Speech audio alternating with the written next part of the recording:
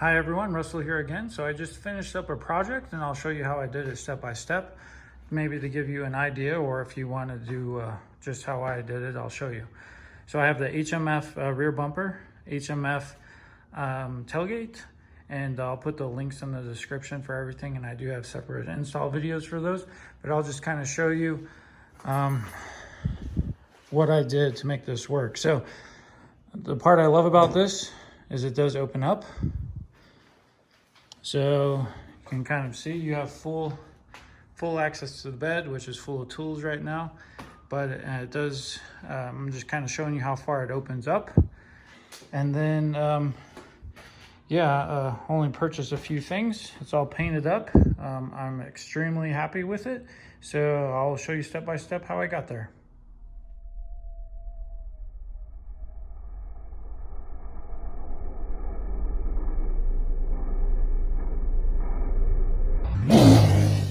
Okay, you might ask why I'm putting the spare tire there. It's for a couple of reasons. Okay, so first off, we all know the Honda Talon has some rear suspension issues, and mounting the spare tire there is really going to help.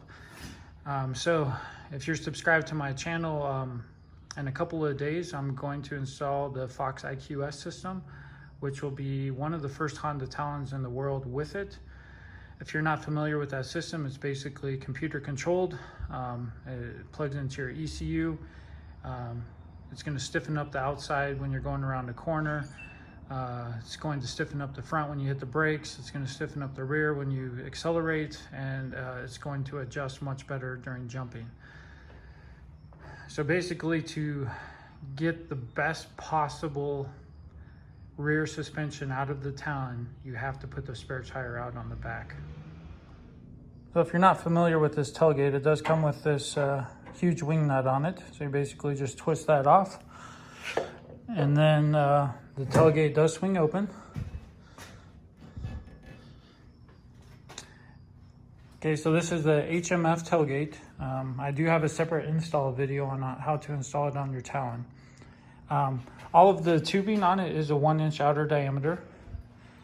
So basically, what I did was I got another 1 inch. So this middle piece right here is a 1-inch outer diameter. And keep in mind, I just finished welding, so I haven't painted yet. And I ran that just about to the edge of where the center plate is. And then I cut it at a 45-degree angle, so you don't scrape your knuckles or anything on it when you're taking that wing nut off, and it looks a little bit better. And then I have a 1 3/4 inch outer diameter pipe that I also cut at a 45. And then I left this spacing in here so we don't have that centerpiece there, so we can tighten down the clamp, adjust it, or you might, and some depending on your tire size or your offset of your wheel, you might have to move this over so it doesn't interfere with the wing nut. So right now, how I have it set up is I can leave it perfectly in the center, but I do have 2 inches of play on both sides if I need to adjust it. And keep in mind, I basically have the tire perpendicular to the ground, but you can adjust it basically to any angle you want. So just looking from the side, I have it adjusted where the tire is all the way down and hitting the rear bumper. So that's another thing that I really like with this design. Is, let's see, I can just come up here,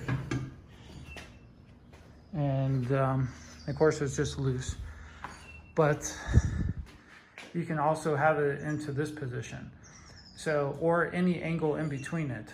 So that's kind of why I have the spacers, and that's how I designed it, is for complete adjustability. All right, so this is what the mount itself looks like, and to my knowledge, you can't buy this separately. It did come with the spare tire mount that I have up there, which is the 1 3/4 inch bar. Another thing to keep in mind, because the offset in your tire size is going to affect this, the tire that I have on there is 32 9.5 by 14, and it fits perfectly in the center. So keep in mind, different offset. I have a different offset for the front than the rear, so I actually have my rear offset on here, which is a little bit better. If I had my front offset, my front tire offset, the tire would be much closer and probably hitting the rear bar. This is basically what it looks like before it's painted. Kind of went over that in detail. Like I said, you can just spin that to any angle that you want. I really enjoy the flexibility of this. I'm very excited. And two, as far as the rear suspension goes, I mean, Shock Therapy made a special video on this, how you need to have a spare tire. It's going to eliminate some of the bucking. It's going to eliminate some of the nose diving during jumping. And two, with the spare tire here, I have the full functionality of the rear bed. So I can still put my cooler in the back. My dog rides in the back sometimes. So it's really not limiting any of the bed functionality. And having it open is, I absolutely love that, because when I go to put my cooler in the back, I just open the tailgate, slide it in there, shut the tailgate. It takes, let's see here, maybe 10 seconds. I almost dropped that. Almost 10 seconds to get that open, and then it just swings. The other good point, or good part about the 45-degree angle is it does, you can see right here, it does allow the tailgate to open much further than if it was just cut off straight. So I worked with so many different prototypes until I came up with a plan, with this plan. So I just tried to come up with an idea that's going to work with my 28-inch wheels, because when I go to the racetrack with my 28s on, obviously I'm going to change out the rear spare, because I do have a 28-inch spare. I do have a 32-inch spare, so swapping them out. And of course, I'm just using the same lug nuts that I use on my wheels, because I already have the tools inside to swap that out.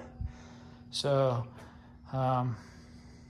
hopefully this video is helpful to you if you want to do something like it. Maybe you can build off of my idea, do something a little different or a little better than what I've done. So really the only downfall that I've kind of come across that I'm already working on is the visibility of my rear license plate, since I'm street legal.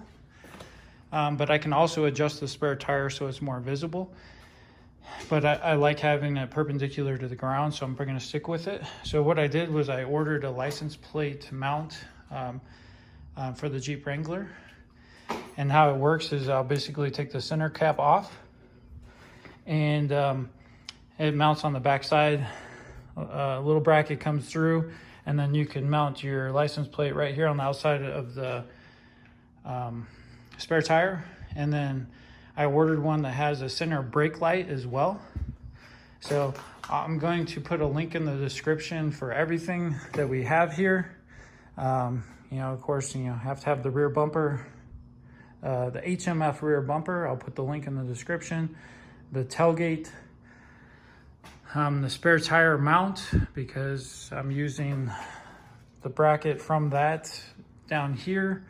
And so I'll put everything in the description. If you have any questions or anything, let me know.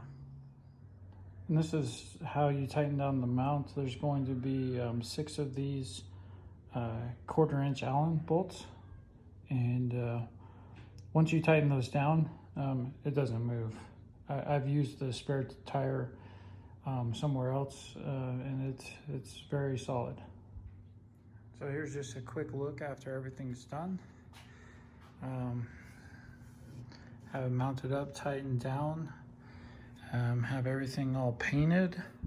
Of course, I've filed down all the edges so there's no sharp edges before I painted it. Got everything cleaned up. I just painted the entire tailgate at the same time. You can see there's a gap between there, and I just have it adjusted where there's a gap between the rear bumper, and this is about where I'm going to run it. The only issue you might run into is getting to the bottom 3. So the top 3 are obviously right there, pretty easy. I just drilled 3 holes there on the bottom side, so I could run my Allen wrench straight in there and tighten the bottom 3 bolts up. So this is what it looks like all finished.